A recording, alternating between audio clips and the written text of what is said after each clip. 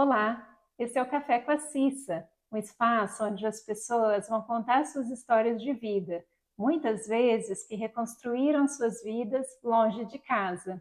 E hoje eu vou conversar com a Tayane, uma mulher apaixonada pela educação, pela saúde, pela família e, acima de tudo, por servir a Deus. Bem-vindo ao Café com a Cissa, Thay. Obrigada, Cissa, pelo convite. Estou muito honrada, Ah, muito feliz. Muito e obrigada. eu tô conhecendo a Tayane hoje pessoalmente, gente. Eu sou uma seguidora. Acho que foi através da Flávia que ela repostou alguma coisa e eu vi, essa moça mora aqui. E foi assim, conexão à primeira vista. E desde então, ela é muito engraçada, ela é muito cheia de energia, uma delicadeza de alma e assim que me fez emocionar. Oh, meu Deus, que lindo. Para quem ainda não te conhece, Thay, quem é você? Quem é a Tayane? Nossa, eu acho que essa é uma pergunta tão difícil, né? Parece simples, assim, mas... Eu sou Tayane, De eu onde tenho do Brasil? 35 anos, né?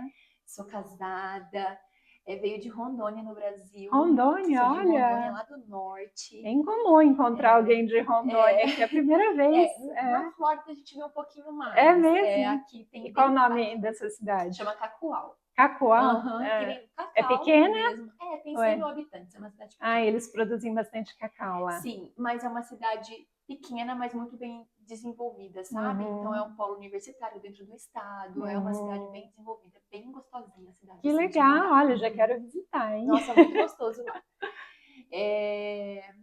Eu sou professora, né? De Na verdade, eu sou formação. enfermeira de formação. E aí eu fiz mestrado em saúde pública, o que me habilita, né, também para poder dar aula. Eu fui para essa área da docência, então eu sou enfermeira, mas eu trabalhava com aula, Com dando aula. aulas, Nunca né? trabalhou como enfermeira mesmo? Não, assim, não Só no estágio da diretamente, só nos faculdade. estágios da faculdade, isso. Então eu dava aula para os cursos de medicina, enfermagem, multicursos ali, e acompanhava esses alunos também dentro da prática clínica, né? Tanto em UBS, em postinho de saúde, quanto na área hospitalar. E aí ali eu me encontro, porque é onde eu realmente gostava, sabe? Maravilha. Então essa é a minha formação, é o que eu faço, e faz 4 anos que eu mudou para cá. Nova vida. Nos mudamos para os Estados Unidos. Está se recomeçando de novo, né? E o que as pessoas costumam imaginar sobre você que não corresponde à realidade? Ou você é bastante transparente e... Eu acho que eu sou bastante transparente, mas eu penso de pessoas que já me disseram, né? Que às vezes a primeira impressão que se tem é que eu sou um pouco mais reservada, apesar de muito comunicativa, né? E eu acho que isso foi uma coisa que eu desenvolvi com a docência, com o tempo. Eu não era muito... Qual o seu temperamento? Sanguínea, não? Eu fiz um teste e deu sanguíneo, eu acho que aí foi fleumático, foi melancólico e depois sanguíneo. Vai descendo ali, né? Porque eu sou realmente um tanto sensível, eu penso. Olhando você com 18 anos, assim, 15 anos, você era assim aberta? Ou isso foi eu sempre fui um pouco, mas não tanto quanto agora. Tanto. Eu acho que a docência, foi a docência. me desenvolveu muito. Foi a formação da personalidade isso, né? Desde durante a faculdade eu já tinha uma desenvoltura diferente, mas eu acho que depois que eu precisei trabalhar com isso mesmo, eu senti que foi melhor, assim. E eu descobri que eu sou comunicativa mesmo aqui. Que foi porque quando agora você está trabalhando com isso. Nas mídias sociais da igreja e eu entendi que algumas coisas Deus estava trazendo algumas habilidades para fora, sabe? Olha só, eu que acredito interessante. muito que tenha sido isso. Mas, assim, algumas pessoas, antes disso, já tinham me dito que às vezes eu pareço um pouco mais quieta, um pouco mais reservada. Eu acho que essa é a palavra. Então, acho que essa é a palavra que chega, talvez, né, a primeira impressão que se tem ali, mas... Você se abriu mais. Eu acho que sim. Thay, e o que você mais faz que te faz feliz nessa vida? Eu confesso que são as coisas mais simples. Coisas mais simples. Um café, achar uma mamão no supermercado. Mamão no supermercado, gente. Ela tem uma série da saga do mamão no Instagram dela. Vocês têm que ver. A saga do mamão. Uma vez eu falei na igreja, eu oro pelo mamão docinho, né? Que eu acho mamão docinho. Quem que é a pessoa que incomoda Deus pedindo por um mamão? sou eu. Então eu peço, sabe, tipo assim, coisa simples. Então eu gosto, tipo, de... Sabe quando você sai pra passear, que você olha o céu e que você percebe essas você é das coisas? Eu minhas. gosto muito disso, Eu sabe? fico muito impressionada com o céu também, porque cada dia é uma pintura Nossa, diferente é que lindo. Deus dá, né? E eu falo, nossa, Deus, hoje você caprichou. Mas tem dia Uhum. também que tá feio. É, Aí eu não é falo, muito do meu não, gosto. hoje não tá chamando atenção.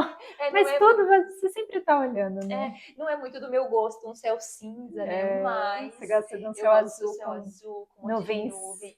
de algodão. Isso, eu gosto muito disso, O sabe? meu favorito é quando tá rosado, Ai, assim. é lindo. É E eu lindo. gosto dessas coisas, sabe? Um café simples na minha casa, com as minhas É, amigas, com as pessoas que Deus tem me conectado, sabe? sim. É isso que eu gosto, sentar para assistir um filme com meu esposo, sabe? Ter um É. momentinho ali, treinar ao ar livre. É, que Eu gosto delícia. dessas Dançar, coisas, né? gosto muito Você é de dançar. dançarina. Aham, É, sim, fui bailarina por um tempo. que legal.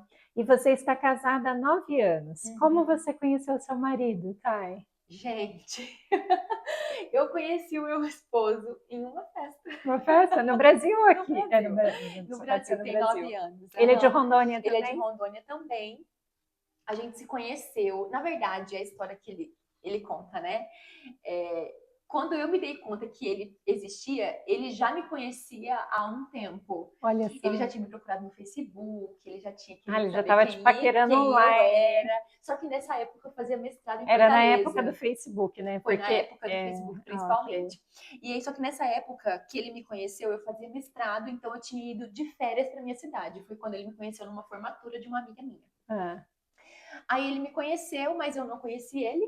Voltei para Fortaleza, continuei fazendo meu mestrado. E quando eu voltei, a gente se viu. E aí ele se lembrou de mim, mas eu conheci ele naquela olha época. só. Ah, Foi também numa um formatura. reencontro. E aí a gente começou a sair como amigos mesmo. A gente se encontrava nas festas, dançava bastante, ele também gosta de dançar, Dançar. então eu dançava, né, uns Mas era sertanejinhos só de vez em amizade. quando. Era só amizade, não tinha nada. A gente ficou assim por uns 2, 3 meses. E aí depois a gente começou a namorar, né?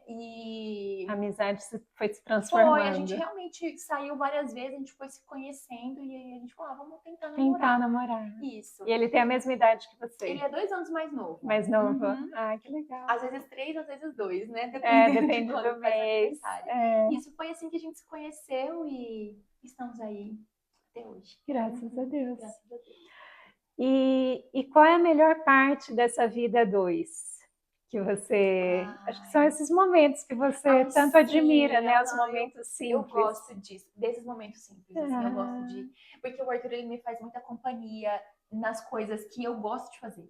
Né? Então, sim. por exemplo, eu gosto de bater perna em loja. E ele vai? Ele não se Olha, isso é muito incomoda. amor, hein? Ele não se incomoda em estar lá, sabe? Ele vai Ah, comigo, ele dirige, aí ele chega lá, às vezes ele não quer nem olhar nada, mas ele senta, ele fica me esperando, sabe? E aham, ele me faz companhia. Eu gosto muito disso, sabe? aham. Porque ele não faz só o que ele gosta. Eu não Sim, faço ele só o que se ele gosta, esforça ele para te faz o que eu agradar. também gosto. Então, Isso é assim, eu acho que importante. essas são as coisas mais importantes, sabe? Sim, A fazer uma comidinha que ele gosta, fazer uma comidinha fresquinha. é, São essas coisas, assim, que é, realmente me deixam, que conectam me e o conectam com amor vai ele, aumentando, né? que faz a nossa relação ser muito gostosa pra mim, É, sabe? Ele é muito companheiro, ele é muito meu parceiro mesmo, assim. que maravilha. E precisamos falar dela, né? Da sua cachorrinha mais Ah, linda do mundo. É assim que ela descreveu, gente. Como ela entrou na vida de a vocês. Ela veio do Melissa Brasil? veio do Brasil, Melissa é É. brasileira, late em A sua português. é Melissa, a minha era Mel. É, Só a gente chama Mel. ela de Mel, É. mas o nome dela é Melissa. Foi uma ideia do Arthur. Eu já tive cachorrinhos quando eu era criança, mas eu sofri muito quando o meu cachorrinho morreu. Oh, meu Né, uma vez Deus. eu lembro muito disso, isso é marcado no meu coração, Ela, assim. você tinha quantos anos? Eu tinha, eu acho que uns 12 ou 13, e a Hum, gente tinha uma cachorrinha, uma poodle, e ela tava doentinha. você E morava com eu seus tava, pais, né? morava com os meus pais. Eu tava fazendo atividade da escola, eu lembro como se fosse hoje. E eu tava esperando para dar um remedinho para ela, sabe? Mas ela não aguentou. Ela estava E aí quietinha ela demais. morreu, aham. Eu liguei desesperada pro meu padrasto, né?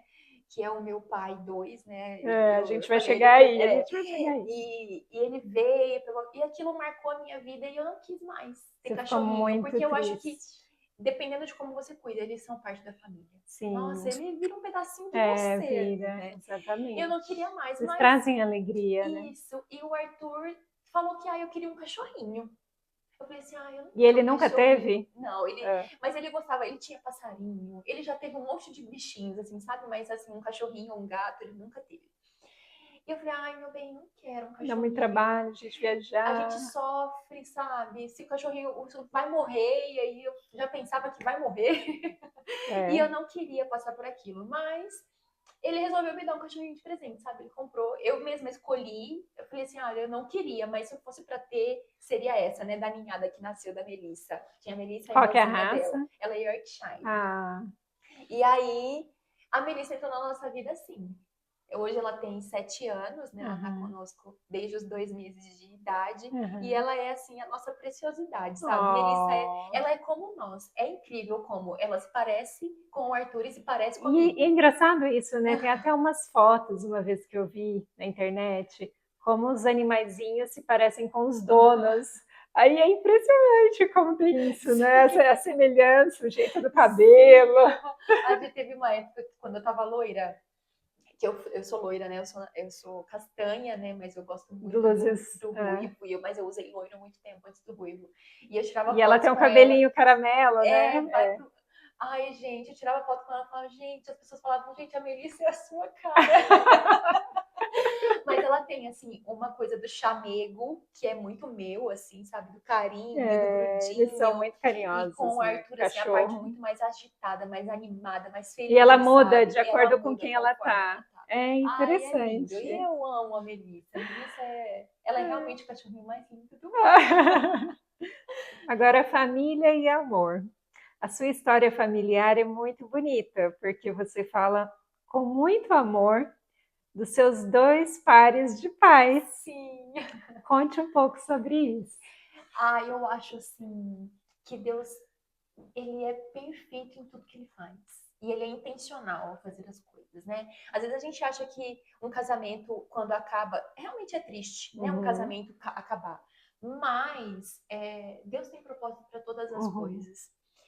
E eu tenho 2 pares de pais, sabe? Eu tenho 2 mães e eu tenho. E eles apareceram no mesmo momento ou um veio primeiro? Não, foi mesmo. Não, o meu padrasto veio depois. Porque eu lembro Seus pais se separaram? Eu era novinha, tinha 1 ano e pouquinho, né? Então, quando eu fui me dar conta de tudo isso, eu já estava grandinha, né? Com 6, 7 anos ali, que eu me dei conta que minha mãe casou com meu padrasto e que meu pai tinha, né? E aí eu convivia mais. Você não tinha muita noção que é quando de eu tenho memórias, que eu sei, que eu começar a administrar tudo aquilo. Isso. E aí... por um lado até foi bom, porque você não sofreu, né? Eu não sofri o rompimento, né? Quando é a criança mais velha, né? Isso, eu não senti isso. E aí, a vida passou, fui criada pelo meu padrasto, que eu chamo de pai 2, né? E a minha mames 2, que é a minha madrasta. O meu pai mudou de cidade, foi morar em São Paulo. Você então morava com a sua mãe? Com a minha mãe. Ficou bebezinho com a mamãe. Com a minha mãe. Eles moraram por um tempo na mesma cidade, lá em Cacoal, mas meu pai, quando eu tinha 7 anos, ele mudou para São Paulo, junto com a esposa. E eles tinham uma outra filha, que é minha irmã, a Bárbara. E a minha mãe também teve uma outra menina. O seu pai teve filha depois, ou a mulher já veio com a filha? Não, eles dois tiveram. Okay. Eles dois tiveram uma filha. E a minha mãe teve também a minha irmã, por parte de mãe, né? Que é a Tayanara. Nós somos uma dupla sertaneja. Olha só, Tayane e Tayanara. Que maravilha isso, super original. Coisa de pai e mãe antigo, né? E aí, meu pai se mudou para São Paulo e a gente perdeu um pouco desse contato. Eu ia viajar, mas você ficava um tempo lá com ele? Ficava lá nas férias de final de ano, mas a gente não estabeleceu uma relação, sabe? A gente se ligava pouquíssimas vezes, quando dava, e aí eu fui crescendo, fui me dando conta, né, das coisas, e aí a gente não conviveu muito, então foi se estendendo essa não convivência, sabe? Foi uma coisa que não foi premeditada por ninguém. Minha mãe, inclusive, incentivava muito. Ela falou, você precisa ligar pro seu pai para conversar com o seu pai. É porque acaba distanciando, porque não tá convivendo, né? Isso. E aí, o meu padrasto, ele realmente foi tudo o que eu precisava para crescer, sabe? Saudável, emocionalmente. A imagem de um homem, né? Isso, ele fez isso, sabe? Não me faltou A ausência do seu isso, pai. não teve, não existiu isso. Ele te complementou, com né? certeza. E a minha mãe conduziu também as minhas emoções muito bem em relação a isso, sabe? Mas ela sabia que existiam coisas que seriam de mim. Eu teria que fazer. Que ao longo do tempo que eu amadurecesse, essa conexão com meu pai, essa relação com meu pai precisaria partir de mim. Né? Porque do incentivo dela existia desde sempre. Mas eu precisaria me empenhar nessa relação e meu pai também de contrapartida, né? E aí, fui criada dessa forma.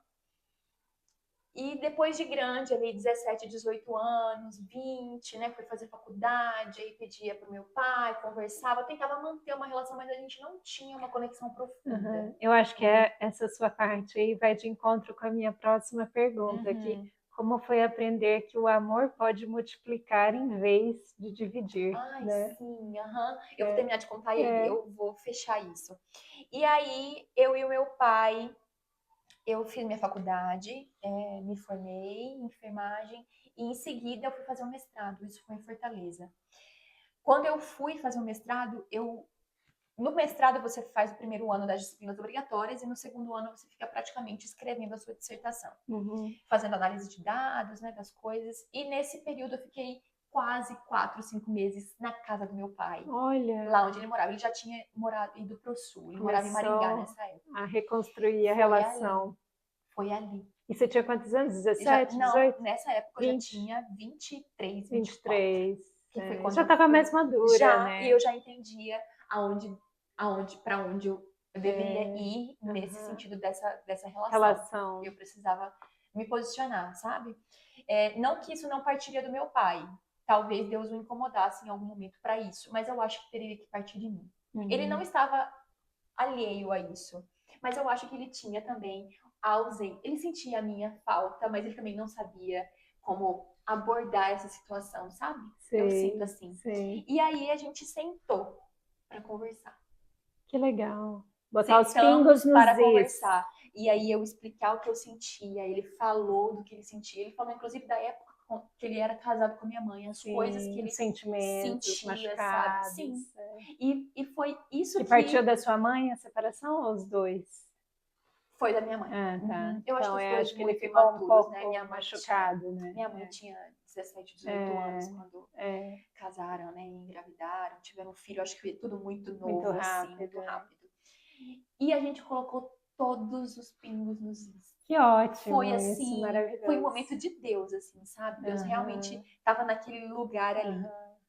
E nessa época você era cristã, sempre foi? Eu cresci na igreja, não nasci nela, mas minha mãe entrou na igreja, eu acho que 5, 6 anos, e quando eu fui me dando conta da minha infância, eu já estava toda ali dentro. Toda ali dentro. E seu pai, nesse momento da conversa, ele participava? Ele é cristão também? Não, meu pai não. O meu padrasto, sim, mas o meu pai não. Ele era católico não praticante, né?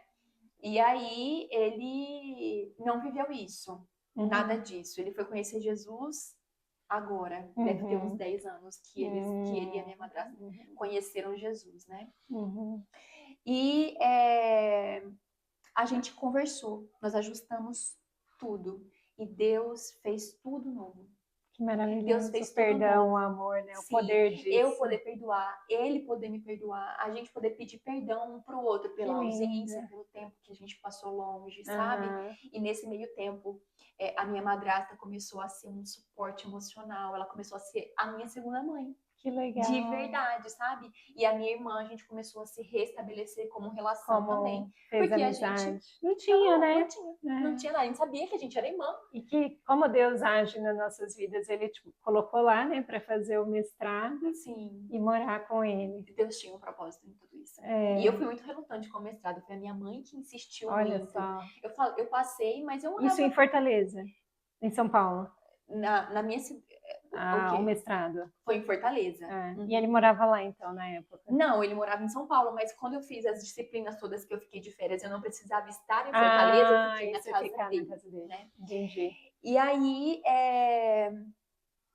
minha mãe foi... A sua madrasta, você falou...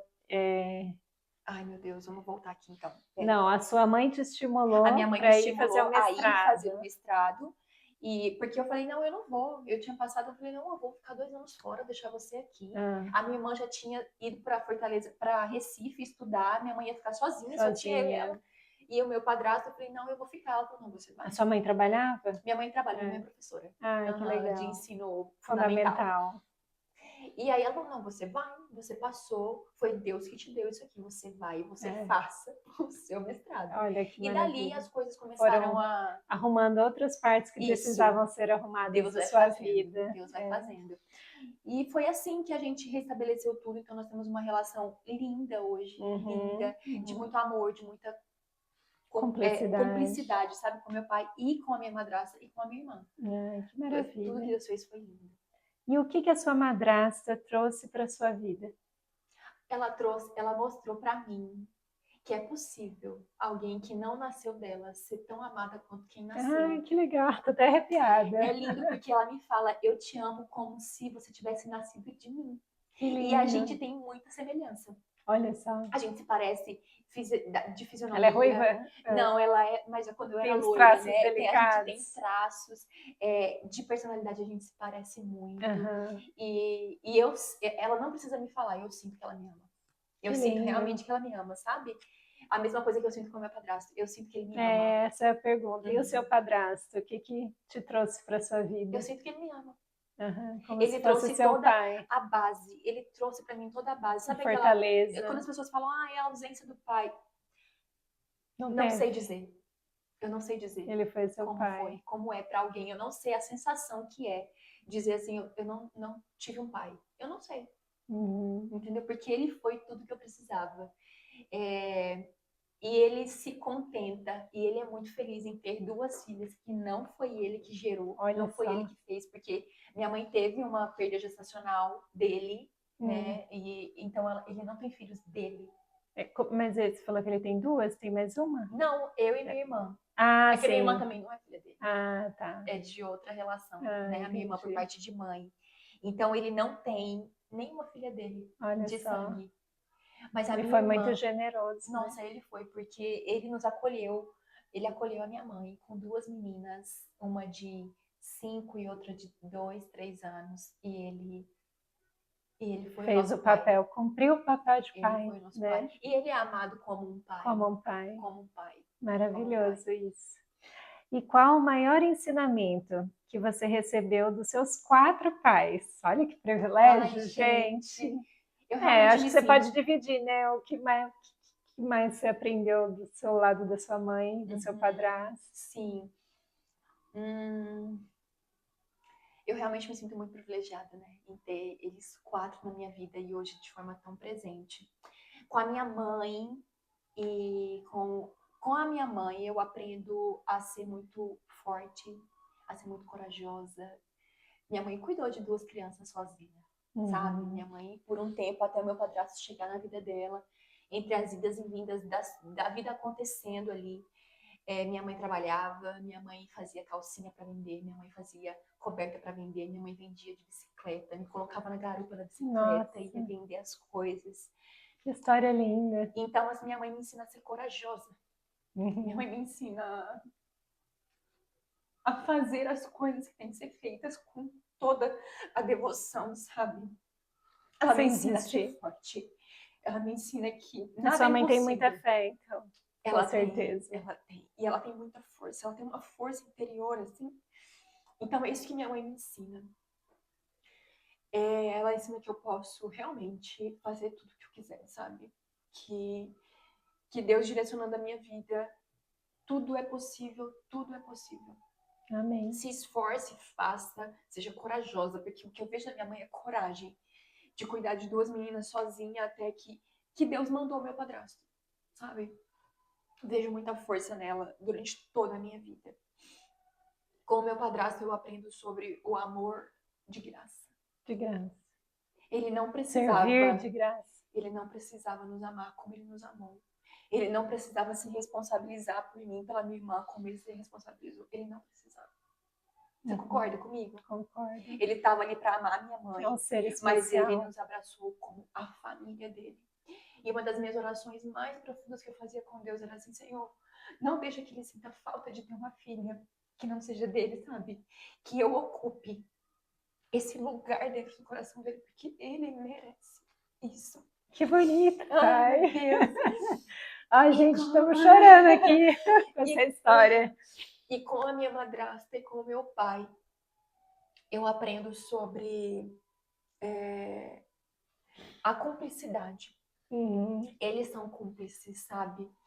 Eles se completaram ao longo da vida. O respeito que eles têm um pelo outro, o amor que eles têm um pelo outro, como eles construíram a história deles, é uma coisa que toca o meu coração, te sabe? Serve de exemplo, e a forma como eles na vida, sabe, assim, já eram adultos maduros, assim, com 45 anos, eles conheceram Jesus nessa época. A vida transformou, a vida mudou, e eles são ainda mais abençoadores do que eles eram antes, sabe? Com a ação de Deus na vida deles. É porque é diferente a vida com Deus, né? A vida com Deus, ela é outra. Não tem como, a gente muda, porque Deus dentro de nós, ele nos transforma, e foi o que eu vi neles. Então hoje eles são para mim assim um exemplo de amor. Também minha madrasta, ela marca a minha vida também com esse amor, sabe?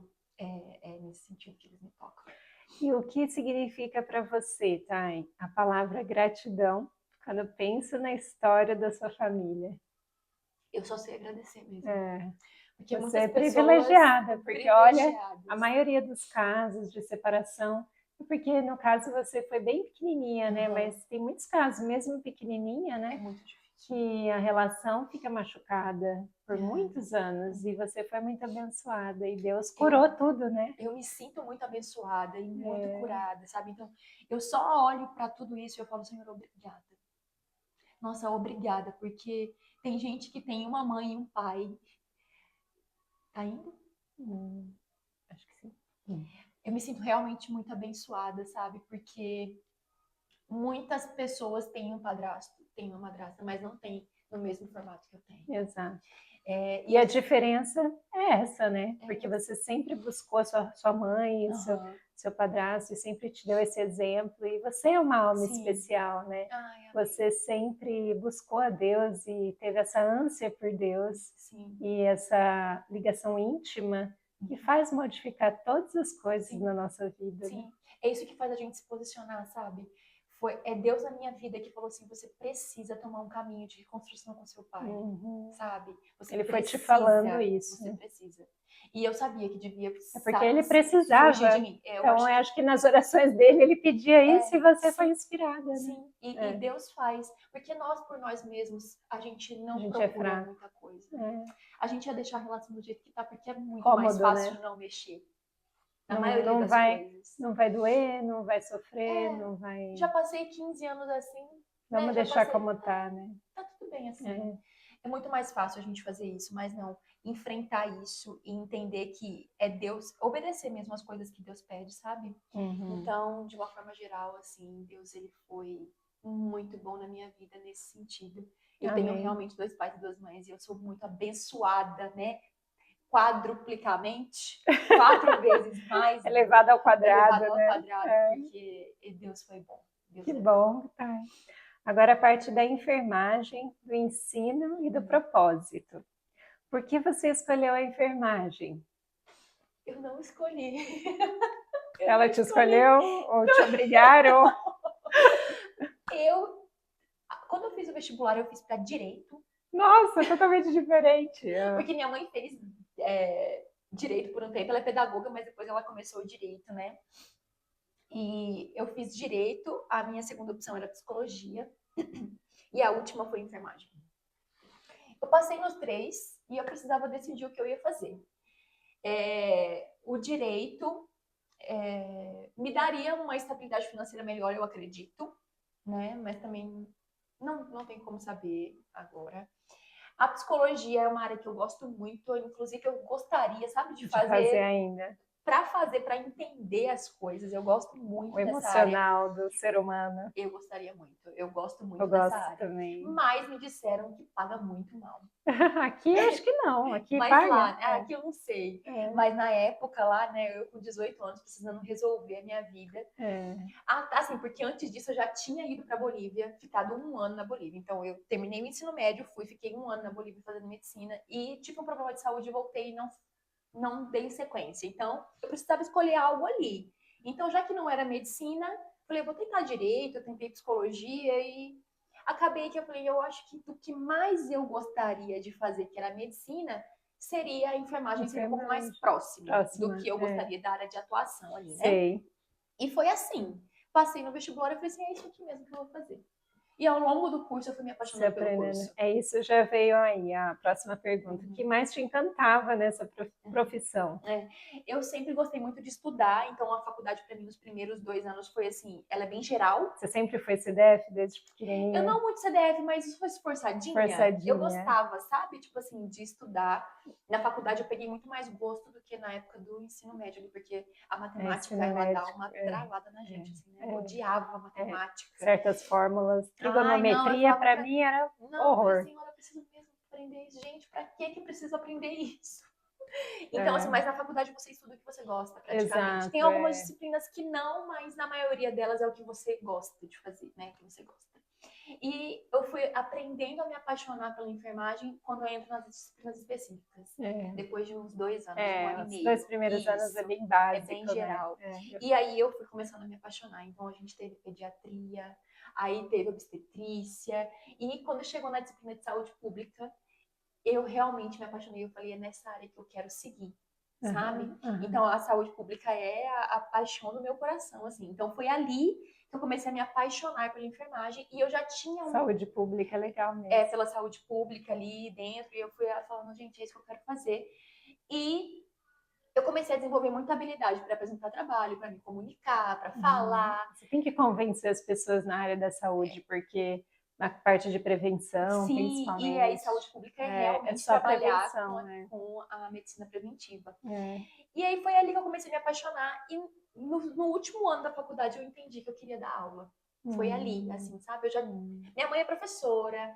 Eu tava no durante a minha adolescência eu dei aula de balé, dei aula de natação, Olha, porque eu venho dessa parte, né? Então eu sempre já teve essa facilidade. Eu acho que é do sanguíneo isso, talvez, E aí eu comecei a me apaixonar por isso. Eu falei, é isso aqui, eu sou realmente apaixonada pela enfermagem, principalmente pela docência, né? Sim. Principalmente. Foi aí que eu fui parar, aí me apaixonei. Que legal, Thay.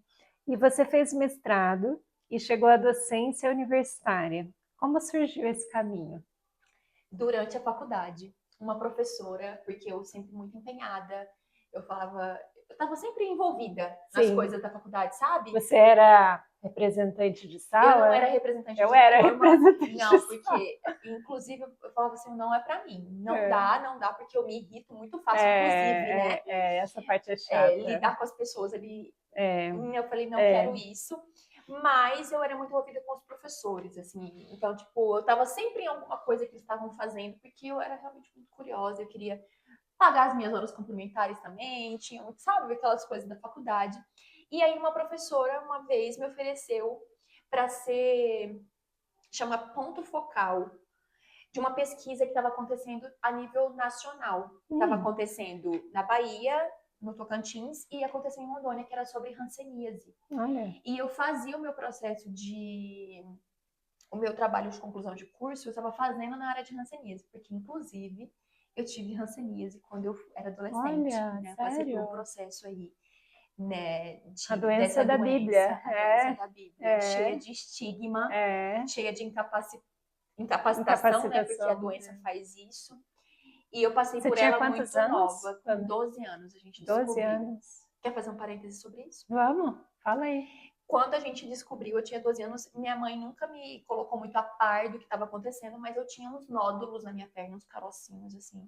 E eu estava apresentando algumas... A hanseníase, ela é uma... É a doença de pele, é uma micobactéria. Micobactéria. Uma bactéria diferente, isso.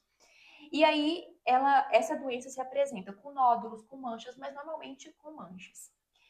E aí a gente foi investigar, eu não sentia nada. E aí a minha mãe recebeu um diagnóstico de que eu estava com câncer.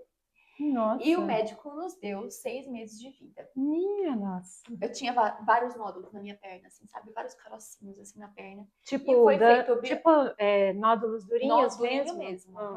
E aí foi feito biópsia desses nódulos, né? Não eram gânglios linfáticos, eram nódulos espalhados. Eram nódulos espalhados pela perna. E é uma característica da hanseníase na forma avançada dela. E ela é comum? Ela não é muito comum, né? Por isso não que eu acho que os médicos falaram que era câncer. Na minha cidade, na sua minha região, é uma doença comum. Olha, né, até hoje. O índice e alto. aí, meu pai morava em São Paulo nessa época. Eu tinha 12 anos. E minha mãe foi para São Paulo. Fomos para São Paulo. Minha avó morava em Marília nessa época. Minha avó fazia faculdade em Marília. E minha mãe ficou na casa da minha avó e eu fui para casa do meu pai para a gente poder passar pelos especialistas de dermatologia. Sim. Né? Porque foi um diagnóstico louco. E eu não sabia de nada. Não me falaram nada. Me deixaram realmente aquém disso, né? Tanto ela quanto meu pai. E 12 anos, né? Você já sabia das coisas, né? Mas eu acho que ela quis me poupar disso porque eu acho que ela seria mais fácil para lidar se eu não tivesse que lidar com as minhas emoções no meio de tudo isso, né? E aí a gente passou por esse médico e o médico falou que... Aí ele pediu biópsia das manchinhas também, que tinha várias manchinhas já instaladas no rosto, no corpo todo, várias manchinhas. E foi ele que descobriu? E foi esse médico de São Paulo. E ele até falou assim, nossa, porque é muito estranho que não tenham descoberto isso na sua cidade, porque lá é um lugar onde essa doença acontece muito. Era para os médicos terem mais facilidade. Isso. Engraçado e aí, mesmo. nisso, por ter passado por isso, quando eu fui fazer o meu TCC, eu quis fazer com hanseníase. Sobre hanseníase. Isso. Porque você passou por tudo isso, né? E a minha orientadora do TCC ia começar a trabalhar nesse projeto grande. O tratamento, só para finalizar, o tratamento da hanseníase são antibióticos? São antibióticos, E você se curou rápido depois da descoberta? Foram 3 anos na época de 3 anos. Hoje é Ficaram feridas, alguma sequela? Não, nada. O que eu tenho de sequela, e como eu tive a forma mais grave dela, é realmente um milagre.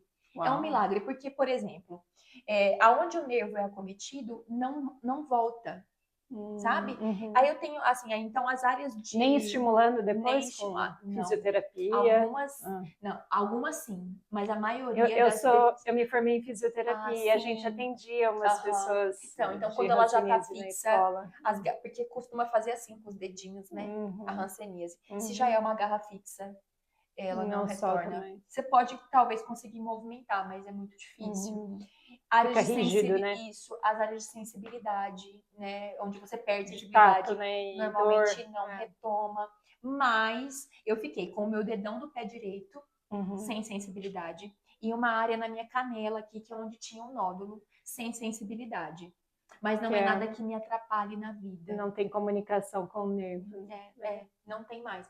Mas tá tudo bem, foram sequelas muito tranquilas. O que eu sinto hoje, às vezes, é dor nos nervinhos que a doença acomete mesmo, né? Principalmente no parte superior de braço, aqui, quando esfria, eu tenho um pouquinho de dor no nervo. Mas sequela. Não tem nada que uma boa musculação realmente não me ajude para fortalecer a parte muscular.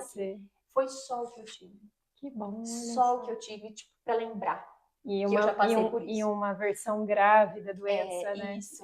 Então, foi assim, né, que aconteceu, e foi nesse sentido que eu entrei nessa trabalho de estudar sobre isso. E da aula. Isso. Aí minha professora que me orientava no TCC falou assim, Tayane, eu tô com um projeto grande sobre hanseníase, e aí eu queria te colocar para trabalhar nesse projeto. E eu entrei nesse projeto. E aí, esse projeto era financiado pela Universidade Federal do Ceará. Foi assim que eu fiz a seleção do mestrado nessa faculdade. E aí eu entrei lá. Bacana. Foi assim. E você ensinou desde alunos de enfermagem até estudantes de medicina. Como era essa experiência? Ai, foi muito bom. Que ano que é da faculdade que você dava? Eu dava aula... Você fala quando eu comecei a dar aula para medicina ou que período eles estavam? Na enfermagem e na medicina. Qual o período do ano que eles estavam? Sim. Que você pegava as aulas? Era aleatório, porque eu dava tanto disciplinas iniciais, então eu pegava eles no começo do curso, primeiro semestre. O básico. Em disciplinas, por exemplo, de apresentação à enfermagem, essas coisas mais básicas, né? E na medicina, tem disciplinas iniciais voltadas para a saúde pública. Então era na saúde pública. Que aparecia para mim. Que legal. E tinha também projetos iniciais, porque agora, como mudou muito o modelo de ensino, eles já começam fazendo extensão, fazendo pesquisa, fazendo muito trabalho de campo para pesquisa desde o primeiro semestre. Para já estar familiarizado com essa área, né, de pesquisa. Né? Então eu via eles no começo da faculdade, no primeiro e segundo semestre, e via eles nas específicas para a saúde pública, para a obstetrícia, né, que também é a minha área de atuação, também fazia isso. Legal, então, eu ia com eles para essa parte ali, e na medicina para essa parte mais de saúde pública. Ô, Thay, e existe algum aluno ou história que te marcou nessa esse seu período aí de professora de faculdade, que te marcou profundamente? Ai, meu Você lembre, assim? Ai, com certeza deve ter, mas eu preciso puxar na minha memória. Ou alguma coisa que te marcou nesses anos de faculdade?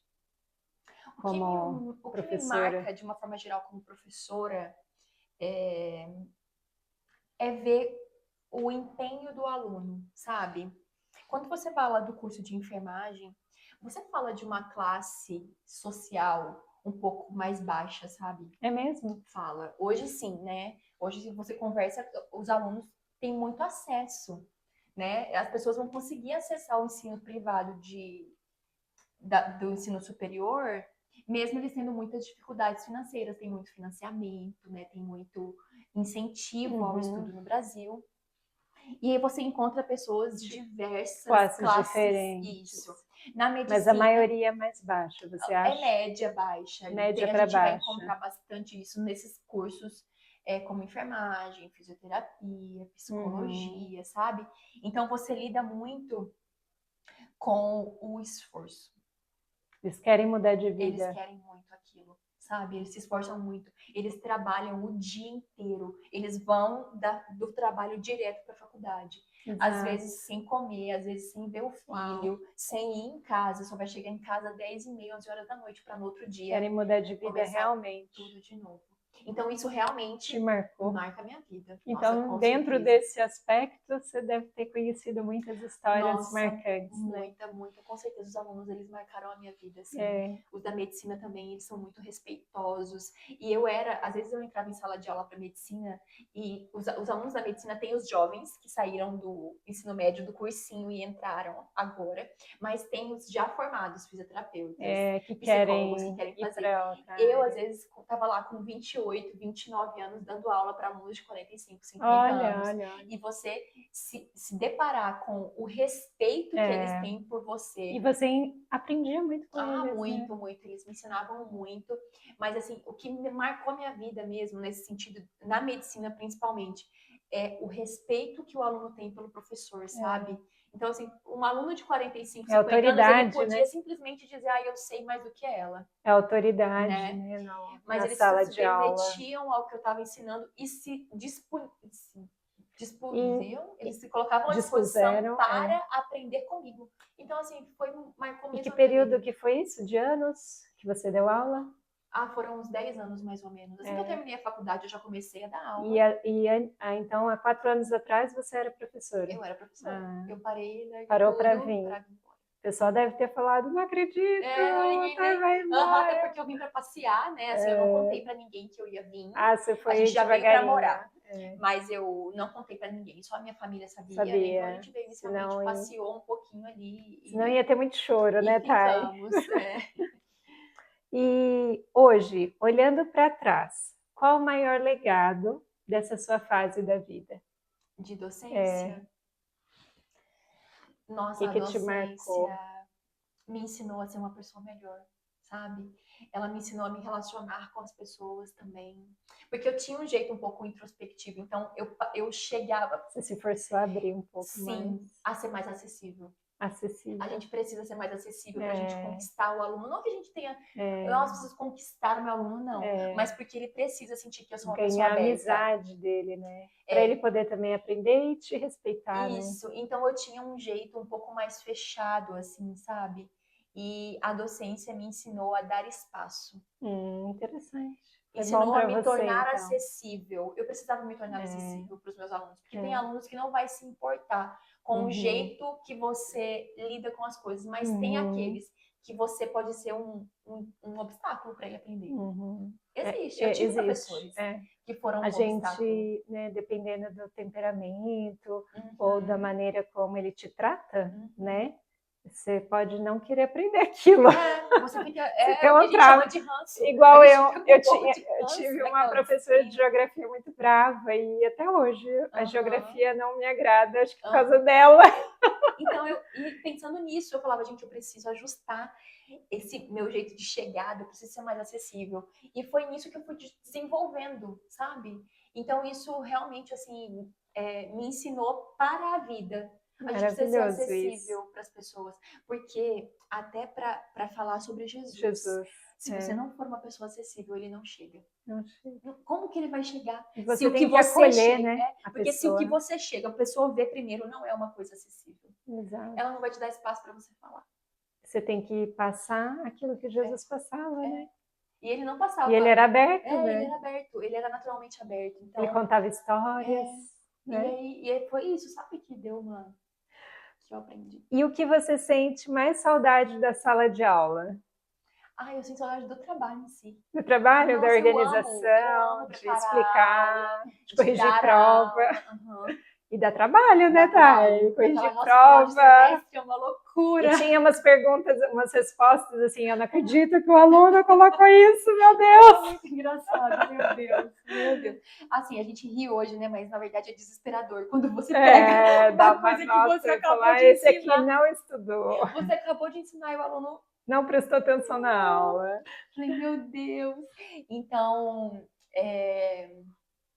qual que tinha essa pergunta mesmo? O que você sente mais saudade? De preparar a aula. De preparar as coisas, de estar ali com os alunos, sabe? Eu amava ir com eles para estágio, para aula prática. É bem ativo, né? Ensinar como lidar com o paciente, ativa. Sabe? Tirar o nervosismo deles. Então, assim, ao mesmo tempo que os alunos ficam preocupados, né? Meu professor está aqui comigo.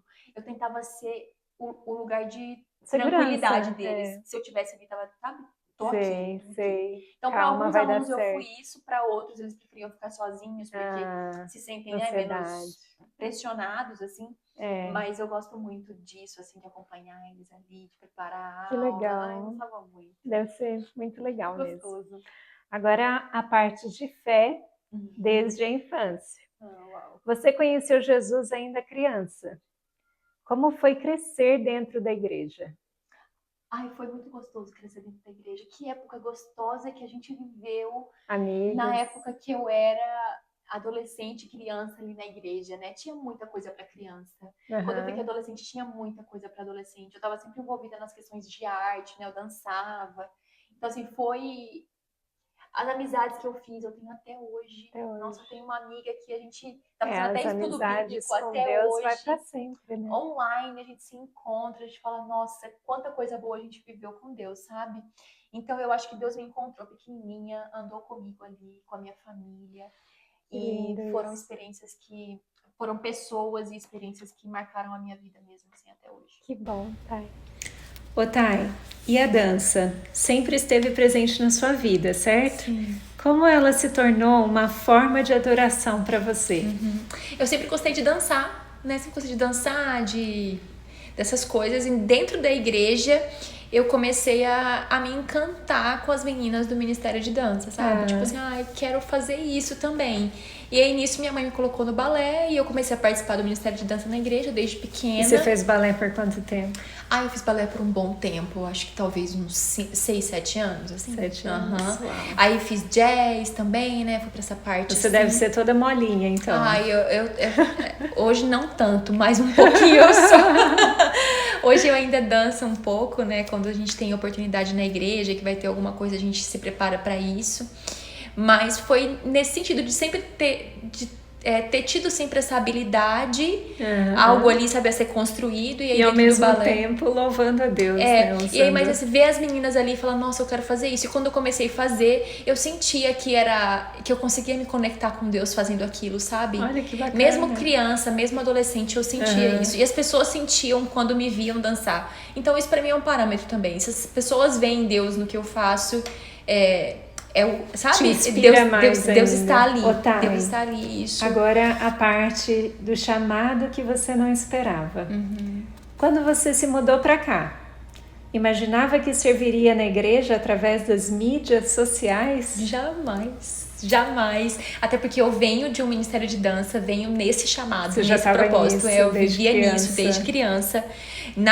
Quando eu me mudei pra cá, morei um ano na Flórida, então lá eu fui na Diante do Trono. É uma igreja muito artística e tinha dança, então eu voltei pra esse lugar. Mas quando eu vim pro Texas, aqui não tinha isso aberto. A igreja é aberta a isso, a pastora é maravilhosa, eles gostam disso, mas a gente não tem um ministério. Certo. E eu não senti que Deus me colocou aqui pra montar algo sobre isso. Não. E ele foi me habilitando em outras coisas. Eu já gostava muito de internet, dessas coisas, e foi assim, acontecendo. E ainda tá na parte de artes, né? De comunicação. Sim, né? Ainda. Mas assim, aí passei um ano como liderada, né? Hoje eu estou como líder desse ministério, assumindo essa missão que Deus me deu pra agora. Eu sinto que é algo que Deus me deu pra agora, sabe? Às vezes a gente fica, qual é o meu chamado? Pra que Deus me chamou? Esperando algo específico. Tá na sua frente, né? É só que a gente fica esperando, você vai pregar, você vai... Não, às vezes Deus, ele só vai querer que você use o que ele deu na sua mão naquela hora, sabe? Então por um tempo eu estive dançando porque era o que ele me pedia, era o que eu tinha disponível. Hoje ele precisa de mim em outra área, ele me habilita para isso e eu digo sim. E no que eu digo sim, ele faz o que precisa ser feito. E transforma em maravilhas, né? Transforma em mensagem. Em algo muito maior que a gente não espera, Não espera, a gente não tem noção de onde a mídia social chega, onde a mensagem dele chega. Eu tenho visto isso comigo. É lindo, né? É lindo o que Deus faz, é um alcance atinge o coração imenso. das pessoas. Eu não imaginava, mas Deus tem feito coisas lindas através desse ministério e eu continuo me dizendo, eis-me aqui, né? É o que eu falo sempre lá na igreja. Eu tenho 5 pães e 2 peixes. 5 pães e 2 peixes? Acho que é isso. 5 e 2 peixes. Ao contrário, meu Deus. Mas é o que eu tenho. E nisso, Deus multiplica. Conforme a disposição do seu coração. Ele nos dá dons e ele fala, não guarde esses dons. Não retenha, não é nada pra você. Porque se você, né, vai transformar vidas, porque Deus deu... Né, nos fez únicos e cada um tem seus dons. Sim. Uns têm menos, outros têm muitos, né? Sim. Mas isso não significa que você não vai usá-los, né? E tem que usá-los para o bem, né? E a hora que Deus pedir, não titubeie. Diga sim, Ele tá te pedindo algo que Ele colocou em você. Exatamente. Então a minha missão para agora é essa e eu tenho cumprido com muito amor no meu coração. E o que Deus te ensinou através desse novo ministério? De falar com as pessoas, abordar as pessoas na entrada. Seja cara de pau. As piadinhas. Porque eu acho que Deus ele vai chegar assim na vida de algumas pessoas, né? No momento divertido, na né? Ali você descontraído e Deus ele vai tocar o coração de alguém nesse formato. E eu só tento ser quem eu sou. Eu não me forço a ser quem eu não sou, a fazer coisas que eu não conseguiria, sabe? Que não viria de mim. É natural, Deus, é natural. Como se fosse seu amigo, né? Isso, e nisso Deus tem trabalhado, sabe? E muitas pessoas acham que servir a Deus acontece apenas no palco. Ou no altar, né? Ser beata de igreja. Como você vê o papel dos bastidores? É no bastidor que você prova o seu amor, sabe? Ninguém tá te vendo. Ninguém tá reconhecendo o que você faz. As pessoas acham que um vídeo brota. Ele brota, ele tá lá no Instagram. Perfeitinho, não. Né? Exigiu renúncia de alguém. Exigiu olhar de alguém. Exigiu oração. Porque não tem como você captar um take de um vídeo se você não estiver entendendo o ambiente do negócio, daquele lugar, sabe? Então... o bastidor, ele te constrói E é ali que você mostra, eu não tô aqui por causa de ninguém, nem esperando nada de ninguém. Eu tô aqui para que o Senhor me veja. E Ele me vendo, isso é tudo. Que maravilha. Isso é tudo que eu preciso. Eu não preciso que o pastor me reconheça. Eu não preciso que ninguém chegue pra mim e fale: você está fazendo um bom trabalho. É muito bom receber isso, porque é um bom feedback.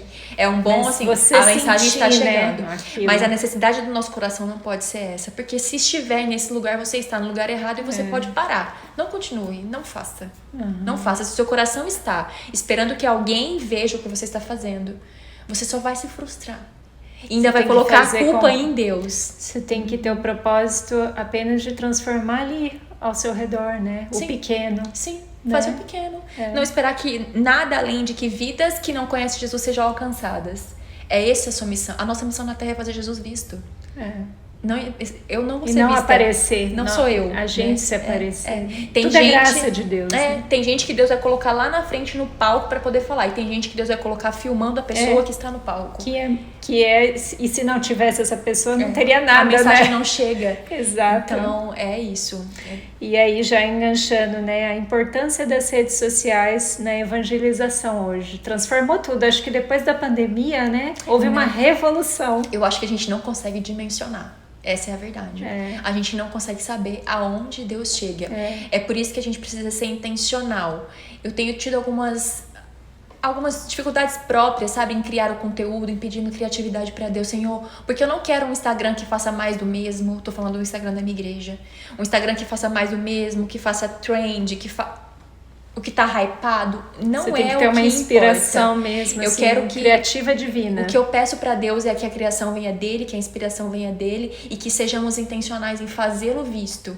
Sabe? Eu não quero que a minha igreja seja conhecida. Uau! Uma igreja... Não, eu quero que Jesus seja visto. E que a pessoa fale, nossa, esse vídeo tocou o meu coração. Não, esse vídeo é legal.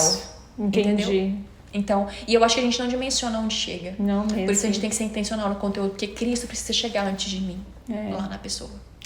Você me alcançou, eu nem te conhecia, e aí ela me conquistou, por quê? Porque ela transmite a mensagem de Deus, gente. Ela é maravilhosa. Que lindo, meu Deus, me emociona ouvir isso. É verdade. E o que mais te emociona ao servir nesse ministério de comunicação? Na verdade, eu acho que o que tem me emocionado, tocado meu coração, não é nem o que Deus tem feito através disso. É o que Ele tem feito em mim. É realmente o que Deus tem feito em mim, sabe? Eu fico pedindo pra Deus assim, Senhor, me encontra enquanto eu tô aqui, sabe? E eu tenho muito temor no que eu faço, e Deus me constrói muito enquanto eu tô produzindo algo, sabe? Eu tô assistindo uma pregação e Ele tá falando comigo, eu não estou no automático. Sim. Eu não tô ali editando um vídeo, fazendo corte, não, Ele tá falando comigo. Então tem sido um momento onde Deus tem me encontrado mais, e é nisso que meu coração tem se emocionado, sabe? E se firmado, inclusive, assim, porque eu acho que as coisas, elas acontecem pra fora de nós, mas elas precisam acontecer dentro. Tem que acontecer dentro de mim. Algo tem que fazer dentro de mim para que isso vá para fora, para que isso se transpareça em um vídeo, para que isso transpareça em uma legenda de uma foto, para que isso transpareça no que Deus está fazendo dentro de mim. Não tem como eu ser automática no que Deus está fazendo. Uma curiosidade agora, você falando isso, as suas inspirações vêm de madrugada? Tipo, na sua oração? Porque pra mim a maioria das minhas inspirações é quando eu acordo, né, bem descansada, sei lá, 5 da manhã, e aí começa a vir coisas na minha cabeça e parece que o Espírito Santo tá falando comigo, faça isso, faça aquilo, e acontece comigo, é muito aleatório, assim, a forma como Deus fala comigo. Pode ser em qualquer momento. Porque enquanto eu tô trabalhando, eu coloco podcast, eu fico ouvindo algumas coisas, e às vezes escuto música, me dá ideia. Eu já paro, anoto no bloco de notas e tento me organizar pra poder fazer isso, Vem de todos os lados, então. Vem, Deus. Porque eu tenho sido um pouco intencional com Deus, assim, em ouvi-lo no meu dia a dia, sabe? Tentar ser sensível, sem ficar me distraindo com o que eu tô fazendo, tá sensível. Porque com uma coisa simples do dia a dia, qualquer coisa simples, Deus fala. Deus fala a todo momento, E é nisso que vem, às vezes, umas criatividades, assim, que às eu tenho vezes, certeza que não é de mim. Às vezes o caixa do supermercado te traz uma inspiração, né? Comigo aconteceu outro dia, ela falou uma coisa, eu falei, nossa, me tocou profundamente. Sim, são coisas simples. É só você estar prestando atenção que Deus ele vai te dar uns insights, né? Que a gente chama durante o nosso dia. Agora, para finalizar, gente, perguntas rápidas. Uma palavra que define a sua vida hoje. Ai, meu Deus, a minha vida hoje... Ai, gente, é clichê dizer gratidão. Gratidão. Nossa, eu sou realmente muito grata, muito, muito, muito grata para tudo que Deus tem feito. E a gente percebe isso. Um versículo que te acompanha, ou uma parte da Bíblia que te marca e que você guarda no coração. É um versículo que vem desde a minha adolescência, assim, que é 1 Coríntios 2:9, que diz que nem olhos viram, nem ouvidos ouviram o que Deus preparou para aqueles que o amam, sabe? E a gente ouviu uma pregação do pastor esses dias sobre esse versículo que mudou completamente a minha visão sobre isso. Mas é isso. Deus tem algo para nós que não tem como a gente... É a nossa felicidade na vida eterna, né? Eterna. É aquilo que a gente não conhece, mas que nos dá muita alegria, porque vai ser muito melhor que aqui, né? Esse versículo que permeia a minha vida, e Josué 1:9, que é clichê também, né? Dizem-se clichê, assim, mas seja forte e corajosa. Forte e corajosa. Deus te deu uma missão, vai lá e faça, sabe? Não tenha medo, eu estou contigo. Ele diz, eu estou contigo. Não temos que temer, não tenhais medo. Uma pessoa que te inspira. A minha mãe. Uma qualidade da sua mãe. Corajosa. Uma qualidade do seu pai. Forte. Da sua madrasta. Acolhedora. Do padrasto. Amor. Um sonho para o futuro. Ai, ser muito feliz, leve, viver minha vida. Partilhar, fazer amigos. Ter minha mãe aqui, poder, né, minha mãe vir passear. São esses sonhos que eu tenho tido para agora. E um conselho para sua versão de 20 anos atrás. Se você encontrasse com ela, o que você... Não tenha medo. Não tenha medo. Não tenha medo. Pode ir. Deus está cuidando de todas as coisas. Hoje a gente vive uma vida muito linda. A gente é casada, a gente é feliz, a gente tem 2 pares de mães e pais. A gente é muito feliz, confia em tudo que Deus está fazendo, sabe? Amém. Não esmorece, continua aí, que os frutos virão. Amém. Amém. Ai, que lindo. Tá, e agora para encerrar. Quando você olha para trás, para toda a sua trajetória, família, profissão, ensino, fé e ministério, qual é a principal mensagem que Deus escreveu na sua história? Eu acho que Deus... Está escrevendo, né? Que Ele está escrevendo. Eu acho que... Eu acho que eu não sei responder essa pergunta, meu Deus. Um ponto que você citou é essa sua abertura, né? Sim. Nossa, Deus me ensinou muitas coisas nesse processo e eu acho que Ele me ensinou muito a ressignificar muitas coisas, sabe? Ressignificar as minhas emoções, ressignificar, achar que aquilo parece ser muito ruim, mas não é ruim, né? Às vezes você olhar para a questão de não tenho meus pais casados, poderia ser um problema, mas não é um problema. Se você ressignifica isso em Deus, você entende que você tem o dobro de amor. Você tem o dobro das coisas, sabe? Bonito. Então, quando eu olho pra trás, eu só vejo a mão de Deus na minha vida, na minha saúde, na minha família. Eu fui tão quebrada em relação a relacionamento, sabe? Fui muito traída. Então, o casamento que eu tenho hoje é um presente de Deus pra minha vida, sabe? Então, assim, eu só vejo a mão de Deus mesmo ter trazido a gente pra cá. O meu esposo não conhecia Jesus, ele conheceu Jesus aqui, ele aceitou Jesus aqui, sabe? Tudo que Deus fez na minha vida até hoje, eu não consigo olhar pra trás e falar assim... misericórdia, eu não queria ter vivido isso, sabe? Não, eu só sei agradecer mesmo, porque Deus, Ele sabe de todas as coisas desde o começo. A gente não sabe, mas Ele sabe e o propósito dele, o plano dele vai se cumprir, independente de nós, mas poder fazer parte disso, ser obediente no que Ele tem o abandono, pedido, né? tem feito toda a diferença, sabe? Tem feito a minha vida ter sentido. Então, assim, eu olho pra trás e eu só sei agradecer a Deus por todas as coisas que Ele fez na minha vida, que Ele tá fazendo e quem Ele tá me tornando como mulher, como esposa, sabe? Como serva dentro do ministério, como uma mulher obediente que entende o que Ele tá pedindo. Hoje eu consigo discernir um pouco mais a voz de Deus, sabe? E entender o que Ele tá me pedindo. Então isso tem feito muita diferença na minha vida, na minha casa, na minha vida pessoal com Deus, sabe? Eu tenho vivido coisas muito lindas e eu tenho certeza que é toda essa trajetória, tudo que Ele fez desde sempre até hoje, que constroem isso dentro da gente. Exatamente. Que lindo, Thay. Nossa, que privilégio poder falar sobre essas coisas. E que mensagem você gostaria de deixar para as mulheres que estão nos assistindo e das muitas que estão chegando hoje aqui para morar longe nos Estados Unidos? Sejam fortes e corajosas. Né? Deus não disse isso à toa para Josué.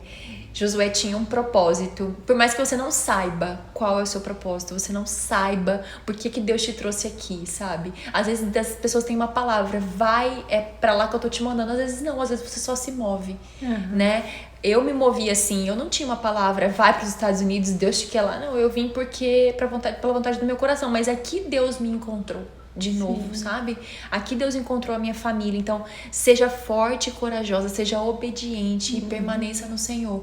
Não tem ninguém que vai te dar mais base, que vai te dar mais sustento do que Deus nesse lugar. Ou em qualquer lugar que a gente se submeta à vontade dele, né? Em qualquer lugar que a gente esteja, se estivermos submetidos ao que Deus tem pra fazer, Ele vai fazer e Ele vai tornar... Nem sempre vai ser fácil, a vida com Deus não é pra ser um mar de rosas, não são flores. Só no céu, né? Só no céu, graças a Deus nós temos, né, essa promessa. Mas enquanto você tá debaixo do que Deus tá pedindo pra você, do que Ele tá colocando na sua frente, obedeça, seja forte, seja corajosa, porque você vai colher frutos disso. Eu colho pequenos frutos disso hoje e eu sei que foi do plantio que eu e Deus fizemos, sabe?